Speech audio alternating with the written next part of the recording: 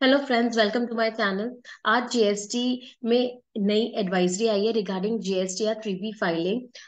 जनवरी month की GST या 3B की ड्यू डेट 20 फरवरी है।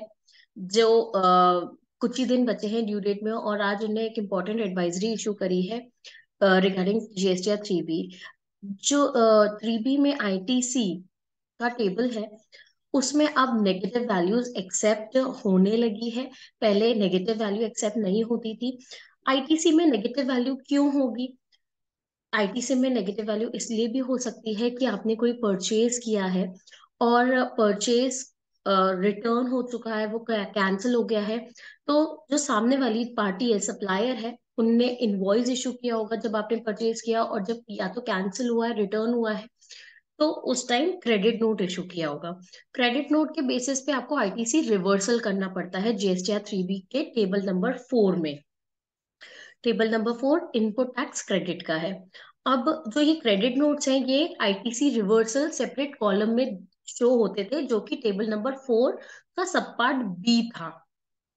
जब हम आईटीसी क्लेम करते हैं तो वो टेबल नंबर 4 के सब पार्ट ए में क्लेम करते हैं, बी में आपको रिवर्सल करना रहता था।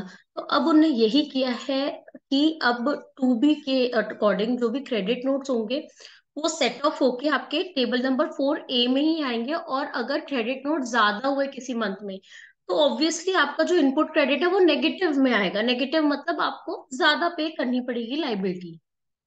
आपने पहले इनपुट लिया था, अब आपका रिवर्सल हो रहा है वो, तो आपको आज लाइबिलिटी पे करनी पड़ेगी। तो जो नेगेटिव है वो एक्सेप्ट अभी तक नहीं होता था, बट अब से अब ये होने लगा है। तो इसी के रिगार्डिंग एडवाइजरी इशू की है उन्होंने।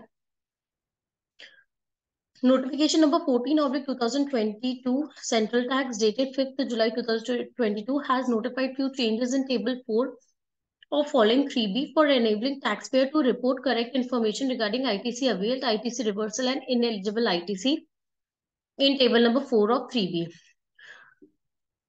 लास्ट इस फाइनेंशियल 22-23 से ही उन्हें जीएसटी या 3B के टेबल नंबर 4 में फोकस करा है, और सही तरीके से इंफॉर्मेशन डिस्क्लोज हो आईटीसी अवेल्ड से रिलेटेड, आईटीसी रिवर्सल से रिलेटेड या इनएलिजिबल आईटीसी से रिलेटेड। उसी में वो और फर्दर चेंजेस कर रहे हैं, और चेंजेस करके अब उन्हें नेगेटिव वैल्यू भी एक्सेप्ट कर दिया है। तो पोर्टल ऑटोमेटिकली आपकी नेगेटिव वैल्यू एक्सेप्ट करेगा। मैं आपको बता देती हूँ कि 3B में कौन से टेबल में आपको क्या इंफॉर्मेशन बतानी रहती है।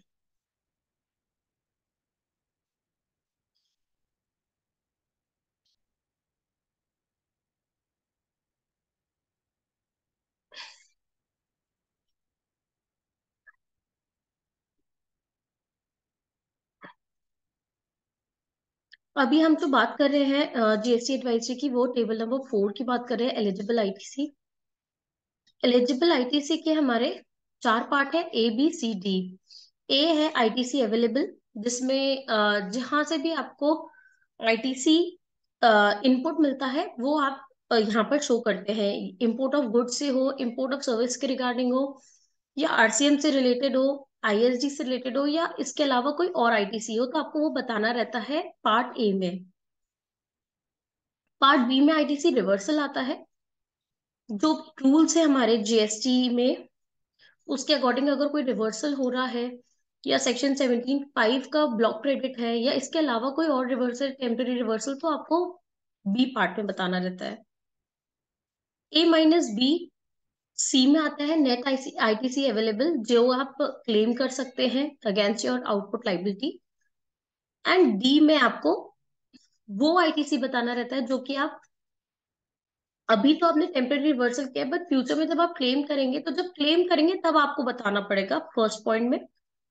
और कुछ इनएलिजिबल है because of point of sales, तो आपको सेकेंड पॉइंट में बताना रहता है। तो this is how you have to fill table number 4। अब यहाँ पर क्या है, जब क्रेडिट नोट की बात करते थे हम आईटीसी से रिलेटेड, तो आईटीसी रिवर्सल में हमें क्रेडिट नोट बताने रहते थे। अब वो सब हमें टेबल नंबर 4 ए के ही पार्ट में बताना रहेगा। मतलब यहाँ पर नेगेटिव वैल्यू एक्सेप्ट होने लगेगी, और ये ऑटो पॉपुलेट होगी 2B से। तो यही चेंजेस उनने बाकी रिपोर्ट्स में भी किया है। जैसे कंपैरिजन रिपोर्ट जो जनरेट होती है पोर्टल में, उसमें ऑटोमेटिकली कैलकुलेशन लॉजिक होगा और नेगेटिव वैल्यू को एक्सेप्ट करके फिर आपकी लाइबिलिटी कंपेयर की जाएगी। तो this is the advisory and this is a very important change in 3B, क्योंकि 3B में नेगेटिव वैल्यू एक्सेप्ट नहीं होती थी, जो कि बहुत प्रॉब्लम वाली बात थी। और अब होपफुली वो आउटपुट लाइबिलिटी में भी नेगेटिव वैल्यू एक्सेप्ट करे, क्योंकि जो हमारी सेल्स है उससे रिलेटेड भी क्रेडिट नोट्स कभी कभार होते हैं जो कि सेट ऑफ नहीं हो पाते। तो वो भी जल्दी चेंज आएगा। तो अगर आपको ये वीडियो हेल्पफुल लगी है तो प्लीज इसे लाइक करें, मेरे चैनल को सब्सक्राइब करें। Thank you.